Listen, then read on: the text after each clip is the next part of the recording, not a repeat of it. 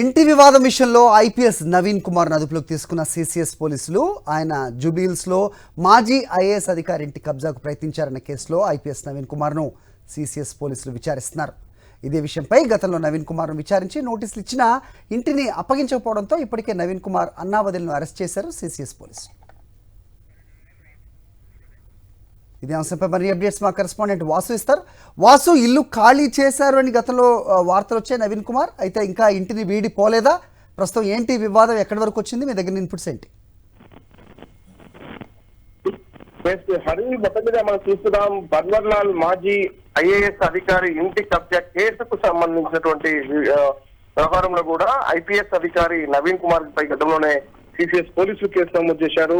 ఇందులో ఏ3 నిందితులుగా అతను చేర్చారు. కానీ ఇంటి ఖాళీ చేస్తానని కూడా పోలీసుల ముందు హామీ ఇచ్చి 41 సిఆర్పిసి నోటీసులతో బయటపడ్డ నవీన్ కుమార్ మరొకసారి అతని నివాసానికి పోలీసులు భారీగా చేరుకున్నారు. అయితే ఇంట్లో నుంచి బయటికి రావాలని చెప్పినప్పటికీ ఎక్కడగా తలుపులు తీయనటువంటి నేపథ్యంలో కూడా డోర్ ను లాగేసి అతన్ని తీసుకెళ్లిన పరిస్థితి. ప్రస్తుతం అతన్ని రహస్య ప్రదేశంలో నవీన్ కుమార్ నుంచి పోలీసులు విచారిస్తున్నారు. అతను నచ్చజెప్పే ప్రయత్నం చేస్తున్నారు. బన్వర్లాల్ ఇంటిని ఖాళీ చేయాలని చెప్తున్నప్పటికీ నవీన్ కుమార్ ఎక్కడ కూడా వినడం లేదు.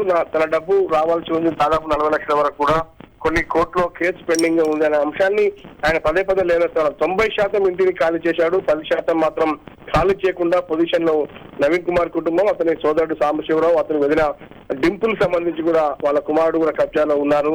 దాన్ని ఖాళీ చేయాలని బన్వర్లాల్ పదే కూడా మరొకసారి బన్వర్లాల్ కుటుంబం ఉన్నతాధికారులు ఆశ్రయించిన నేపథ్యంలో కూడా ఈ రోజు పోలీసులు అతనిని నవీన్ కుమార్ నివాసానికి చేరుకొని కూడా ఖాళీ చేయాలని పోలీసులు సహకరించడానికి కోరిన నేపథ్యంలో అతడు ఎంతకు సహకరించని క్రమంలో ఎవరైతే అతని దత్తపుత్రుడు మరొకడు ఉన్న నవీన్ కుమార్ సంబంధించి ఇంట్లోనే అతడు పోలీసులతో వాగ్వాదం దిగాడు. తలుపులు లేకుండా గొడవపడ్డ నేపథ్యంలో అతన్ని నవీన్ కుమార్ ఇద్దరిని కూడా అదుపులో తీసుకున్న ప్రస్తుతం డీజీపీ కార్యాలయానికి లేదా సిసిఎస్ కార్యాలయానికి తరలించడం తెలుస్తోంది. ఇప్పటివరకు పోలీసులు కన్ఫర్మేషన్ ఇవ్వడం లేదు.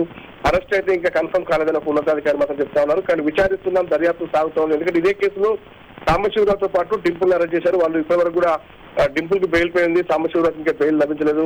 కానీ నవీన్ కుమార్ ని కూడా అరెస్ట్ చేసే అవకాశాలు లేకపోలేదు. ఒకవేళ పోలీసుల వాదనతో ఏకీభవించి ఇల్లు ఖాళీ చేస్తానని హామీ ఇస్తే తప్ప లేదంటే నవీన్ కుమార్ అరెస్ట్ చేసే అవకాశం కనిపిస్తా ఉంది. ఎందుకంటే అక్రమంగా ఒకరింట్లో నివాసం ఉంటా ఉన్నాడు, ఎలాంటి పత్రాలు లేవు, ఎలాంటి డాక్యుమెంట్లు లేవు, ఫేక్ డాక్యుమెంట్లు క్రియేట్ చేసిన ఆరోపణలు ఉంది, ఫేక్ అగ్రిమెంట్ క్రియేట్ చేసిన ఆరోపణలు ఉంది. వీటిపై ఇప్పటికే ఎఫ్ఐఆర్ నమోదైంది. ఏ3 నిందితులుగా నవీన్ కుమార్ ఉన్నారు. కాబట్టి నవీన్ కుమార్ ని ప్రస్తుతం ఒక రహస్య ప్రదేశంలో పోలీసు ఉన్నతాధికారులు విచారిస్తా ఉన్నారు.